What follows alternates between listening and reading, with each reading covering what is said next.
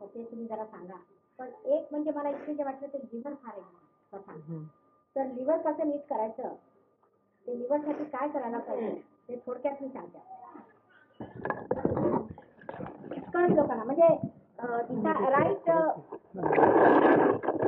नाभी चक्रावर जर पकड आली तर लिव्हर बहुतेक राईटला म्हणजे इथे लिव्हर असतं आपल्या बरगडांच्या खाली हे लिव्हर असतं. आणि लिव्हरचं महत्व सगळ्यात मुख्य हे आहे की जे काही विषाक्त आपल्यामध्ये जातं त्या सगळ्यांचं चयन करून ते लिव्हर रक्तामध्ये होतं. आणि ते जर चयन झालं नाही तर ते लिव्हरमध्ये एकत्र होऊन अति भयंकर गरमी त्याच्यात एकत्र होते. आता एकतर ह्याला दोष कशाने येतात बहुतेक लिव्हरला, लहानपणीच मुलांना जेवताना काहीतरी भारी खायला द्यायचं, म्हणजे तूप ते शेंगदाणे फारच, शेंगदाण्याचं तेल सुद्धा पोषक नसतं, तिळाचं तेल खायला सुरुवात केली पाहिजे सहजोगाने. आता आपल्याला माहित असेल गुजराती लोकांमध्ये एक नवीन रोग निघालेला आहे, म्हणजे ते पांढरे अशा अंगावरती येतात ते चट्टे, काय म्हणतात त्याला तुम्ही, पांढरं कोड.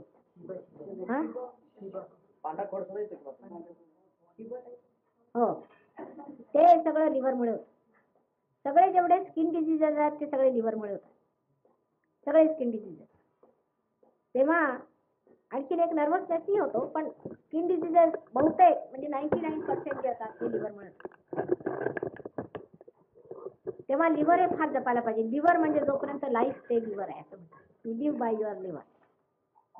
हे आपल्या उजव्या बाजूला ज्याला आपण यकृत म्हणतो ते खराब होण्याचं कारण म्हणजे लहानपणी मुलांना खायला देताना आपण अशा वस्तू देतो ज्या पाचक होत नाहीत लिव्हरला, आणि त्या म्हणजे तूप, तेल किंवा दूध ज्याच्यामध्ये फार साय वगैरे असते त्याची लहान मुलाला देऊ नये.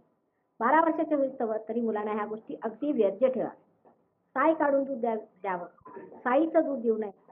श्रीखंड वगैरे अशा फार त्याच्यामध्ये फार साय असेल किंवा त्याच्यामध्ये फार तूप असेल, असे तेलाचे तळलेले पदार्थ वगैरे आपल्या इकडे फार पद्धत आहे, हे पदार्थ लहान मुलांना देऊ नये. आणि त्याला अँटीडोट म्हणजे चणे हे फार चांगलं प्रोटीन, कोणतंही प्रोटीन असलं ते लिव्हरला चांगलं.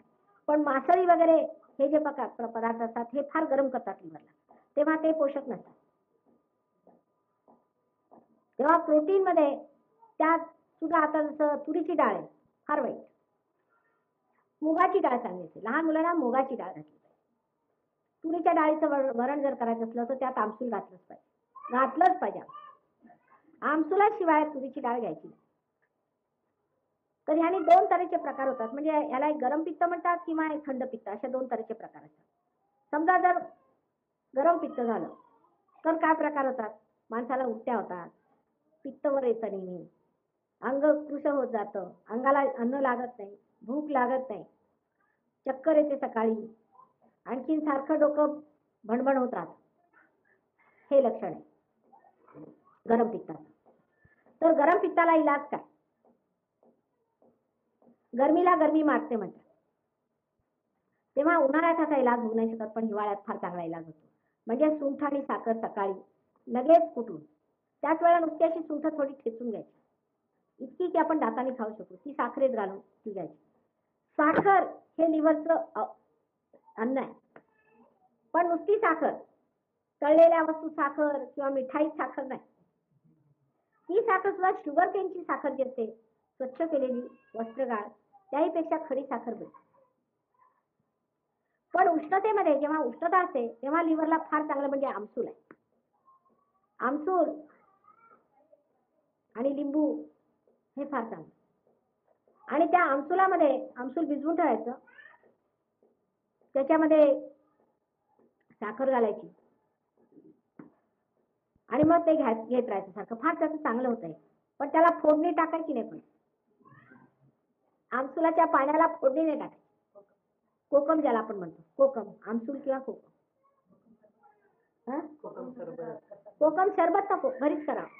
सरबत म्हणजे घरी, कोकम सरबत जे आपण घरी करतो ते, पण जे बाजारात कोकम, अमृत कोकम वगैरे ते नको. बरं, म्हणजे आपल्याला सगळं मिळतं तर कशाला घ्यायचं बाजारात. बरं, दुसरं असं की ह्याची अतिशयता झाली म्हणजे कावीळ होते. आता कावेळीचा अगदी साधा इलाज मी सांगते, अगदी साधा 2 पैशाचा हिशोब. मुळ्याची पानं घ्यायची, मुळा आपला साधा खातो तो, म्हणजे जे बहुतेक आपण माणसं खातच नाहीत म्हणा, खाल्ला पाहिजे. जे चांगलं ते जनावराला घालतात. मुळा अगदी सर्रास खाल्ला पाहिजे. जर गॅस होत असला तर नाही. ज्या माणसाला गॅस होत नाही त्याने खूप मुळा खाल्ला पाहिजे. एकाला एक तोड असते. ज्याला गॅस होतो त्याला पित्त होणार नाही, ज्याला पित्त होईल त्याला गॅस होईल, म्हणजे बॅलन्सिंग आहे सगळं. तर त्याने मुळा खायचा. पण मुळ्याची जी पानं असतात अगदी कोवळी पानं ती उकळून घ्यायची. उकळून घ्यायची. त्याचं जे पाणी आहे त्याच्यामध्ये खडी साखर घालायची आणि कोणतंही दुसरं पाणी प्यायचं नाही, तेच प्यायचं. त्याचं सूप करून घ्यायचं, तेच प्यायचं, दुसरं काही नाही. त्याच्यात फक्त खडी साखर, मीठ नको. ते पाणी घ्यायचं. 2 पैशाचं औषध आहे, 3 दिवस घ्या.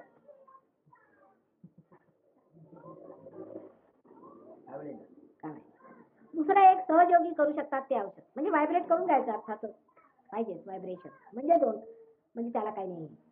ते व्हायब्रेशनला पैसे काही लागत नाही, ते फुकटच.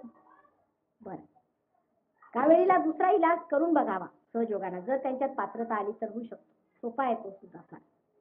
ते आमच्या आराधनाने जसं सांगितलं की तेलाला तेल ओढतं म्हणून, तसं आहे ते.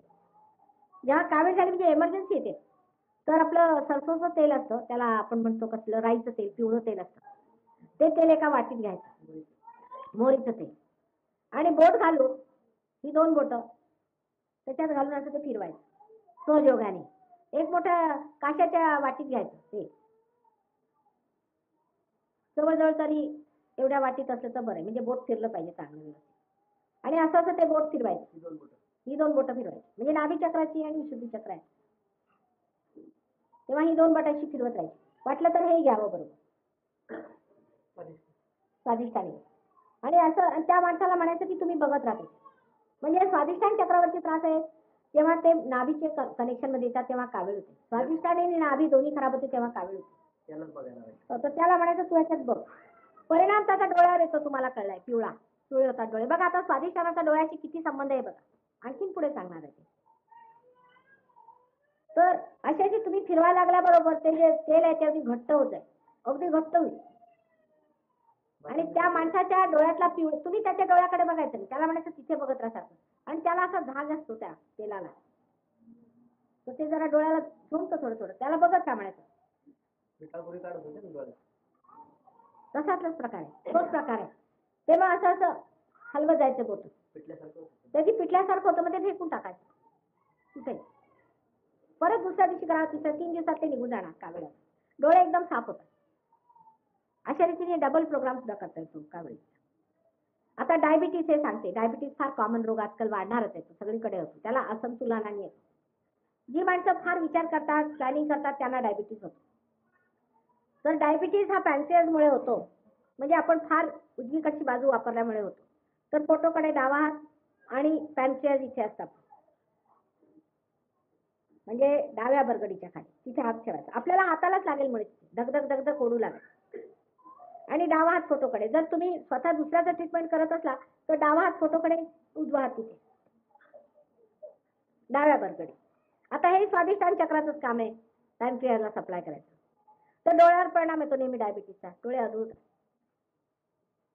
डोळ्याशी संबंध किती आहे हे लक्षात आणलं पाहिजे स्वादिष्टान चक्र.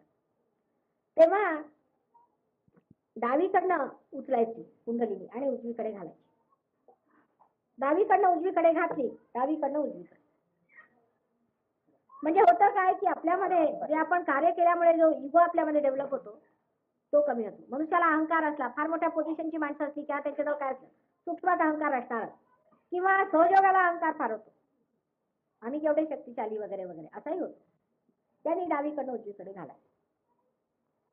डावीकडनं उजवीकडे घातलं की बरोबर मधोमध अशी आली की मग कुंडलिनी उचलून वर, व्हायब्रेशन लगेच सुरू होतं. डावी बाजू ही प्रेमाची बाजू आहे आणि आपण फार कार्यरत झालो म्हणजे प्रेमाकडे आपलं लक्ष नसतं, म्हणून आपली प्रेमाची बाजू उचलायची आणि उजवीकडे घालायची.